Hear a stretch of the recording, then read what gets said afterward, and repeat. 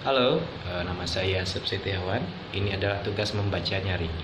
Saya akan mendongengkan sebuah cerita yang berjudul Malin Kundang.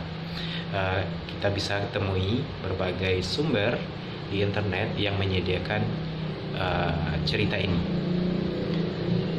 Let's start. Pada zaman dahulu kala ada sebuah cerita di sebuah perkampungan nelayan pantai air manis di Padang, Sumatera Barat. Ada seorang janda bernama Mande Rubaya yang hidup bersama anak laki-lakinya yang bernama Malin Kundang. Mande Rubaya sangat menyayangi dan memanjakan Malin Kundang. Malin kemudian tumbuh menjadi seorang anak yang rajin dan penurut. Ketika Mande Rubaya sudah tua, dia hanya mampu bekerja sebagai penjual kue untuk mencukupi kebutuhan dirinya dan anak tunggalnya. Suatu hari, Malin jatuh sakit keras hingga nyawanya hampir melayang. Namun, akhirnya dia dapat diselamatkan berkat usaha keras ibunya.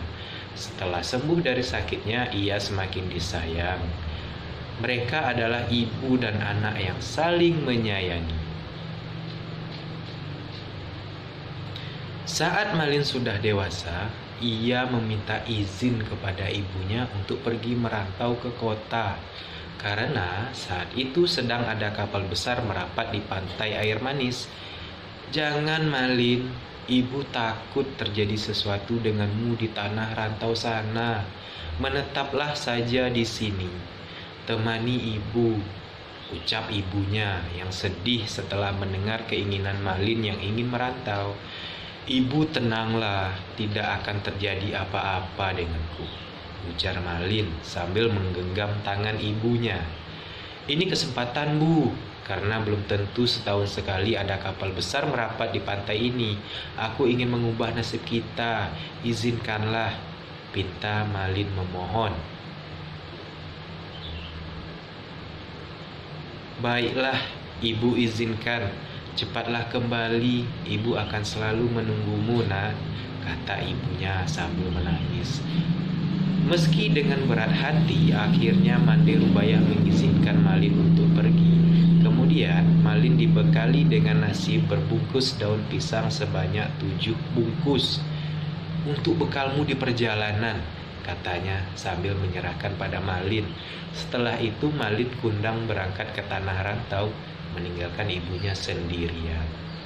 Hari demi hari terus berlalu, hari yang terasa lambat bagi Mande Rubaya. Setiap pagi dan sore Mande Rubaya memandang ke laut. "Sudah sampai ke manakah kamu berlayar, nak?" tanyanya dalam hati sambil terus memandang laut. Ia selalu mendoakan agar anaknya selalu selamat dan cepat kembali. Beberapa waktu kemudian, ketika ada kapal yang datang merapat, ia selalu menanyakan kabar tentang anaknya. "Apakah kalian melihat anakku Malin? Apakah dia baik-baik saja?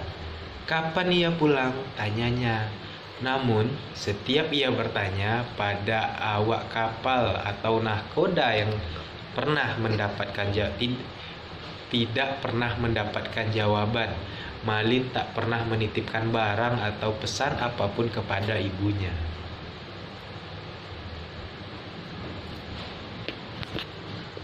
Bertahun-tahun Mande Rubaya terus bertanya, namun tak pernah ada jawaban hingga tubuhnya semakin tua dan kini jalannya mulai terbungkuk-bungkuk. Pada suatu hari, Mande Rubaya mendapat kabar dari nahkoda yang dahulu. Bertahun-tahun Mande Rubaya terus bertanya namun tak pernah ada jawaban hingga tubuhnya semakin tua. Bertahun-tahun Mande Rubaya terus bertanya, namun tak pernah ada jawaban hingga tubuhnya semakin tua dan kini menjalannya mulai terbungkuk-bungkuk. Pada suatu hari, Mande Rubaya mendapat kabar dari nahkoda yang dahulu membawa Malin. Nahkoda itu memberi kabar bahagia pada Mande Rubaya. "Mande, tahukah kau, anakmu kini telah menikah dengan gadis cantik, putri seorang bangsawan yang sangat kaya raya. Ucapnya saat itu, Malin, cepatlah pulang kemari nak, ibu sudah tua. Malin, kapan kau pulang? Rintihnya Pilu setiap malam. Ia yakin anaknya pasti datang. Benar saja, tak berapa lama kemudian di suatu hari yang cerah, dari kejauhan tampak sebuah kapal yang megah nan indah berlayar menuju pantai. Penduduk desa mulai berkumpul. Mereka mengira kapal itu milik seorang sultan atau seorang pangeran. Mereka menyambutnya dengan gembira. Mande Rubaiyah amat gembira mendengar hal itu. Ia selalu berdoa agar anaknya selamat dan segera kembali menjenguknya. Sinar keceriaan mulai menghampirinya kembali. Namun, hingga berbulan-bulan semenjak ia menerima kabar Malin dari nahkoda itu, Malin tak kunjung kembali untuk menengoknya. Ketika kapal itu mulai merapat, terlihat sepasang anak muda berdiri di anjungan. Pakaian mereka berkilauan terkena sinar matahari. Wajah mereka cerah, dihiasi senyum karena bahagia, disambut dengan meriah. Mande Rubaiyah juga ikut berdesakan mendekati kapal. Jantungnya berdebar keras saat melihat lelaki muda yang berada di kapal itu. Ia sangat yakin sekali bahwa lelaki muda itu adalah anaknya Malin Kundang. Belum sempat para sesepuh kampung menyambut, ibu Malin terlebih dahulu menghampiri Malin. Ia langsung memeluknya erat Malin karena takut kehilangan anaknya lagi. "Malin, anakku, kau benar-benar anakku kan?" katanya, menahan isak tangis karena gembira. "Mengapa begitu lamanya kau tak memberi kabar?"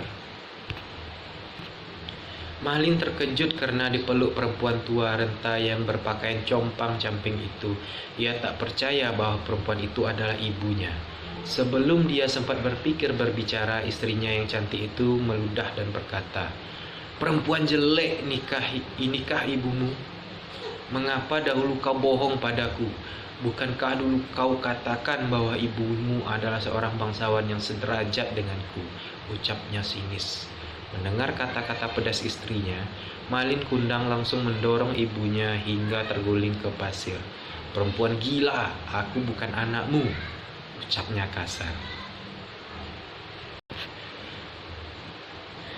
Mande Rubaiyah tidak percaya akan perilaku anaknya. Ia jatuh terduduk sambil berkata, "Malin, Malin anakku, aku ini ibumu nak. Mengapa kau jadi seperti ini nak?" Malin Kundang tidak memperdulikan perkataan ibunya. Ia tidak akan mengakui ibunya. Ia malu kepada istrinya. Melihat perempuan itu bersujud hendak memeluk kakinya, Malin menendangnya sambil berkata, "Hai perempuan gila, ibuku tidak seperti engkau, melarat dan kotor." Perempuan tua itu terkapar di pasir, menangis dan sakit hati. Orang yang melihatnya ikut terpana dan kemudian pulang ke rumah masing-masing. Mande Rubaiyah pingsan dan terbaring sendiri. Ketika ia sadar, pantai air manis sudah sepi. Dilihatnya kapal Malin semakin menjauh. Ia tak menyangka Malin yang dulu disayangi tega berbuat demikian. Hatinya perih dan sakit, lalu berdoa dengan hatinya yang pilu. "Ya Tuhan, kalau memang dia bukan anakku, aku maafkan perbuatannya tadi. Tapi kalau memang dia benar anakku yang bernama Malin Kundang, aku mohon keadilan-Mu ya Tuhan," ucapnya pilu sambil menangis. Tak lama kemudian, cuaca di tengah laut yang tadinya cerah mendadak berubah menjadi gelap. Hujan tiba-tiba turun dengan teramat lebatnya.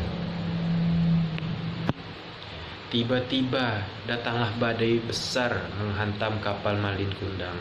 Lalu sambaran petir yang menggelegar saat itu juga kapal hancur berkeping-keping. Kemudian terbawa ombak hingga ke pantai. Esoknya, saat matahari pagi muncul di ufuk timur, badai telah reda. Di pinggir pantai terlihat kepingan kapal yang telah menjadi batu. Itulah kapal Malin Kundang. Tampak sebongkah batu yang menyerupai tubuh manusia. Itulah tubuh Malin Kundang, anak durhaka yang dikutuk ibunya menjadi batu karena telah durhaka. Di sela-sela batu itu berenang-renang ikan teri, ikan belanak, ikan tenggiri. Konon ikan itu berasal dari serpihan tubuh sang istri yang terus mencari Malin Kundang. Kisah legenda Malin Kundang ini memiliki pesan yang dapat diambil si kecil, yaitu sayangi kedua orang tua saat susah dan senang, dan jangan melupakan jasa orang tua yang telah menyayangi dan mendidik si kecil. Itulah dongeng dari Sumatera Barat, kisah Malin Kundang, si anak yang durhaka pada ibunya. Semoga menjadi pembelajarannya bagi kita semua. Sekian bercerita nyaringnya. Assalamualaikum warahmatullahi wabarakatuh.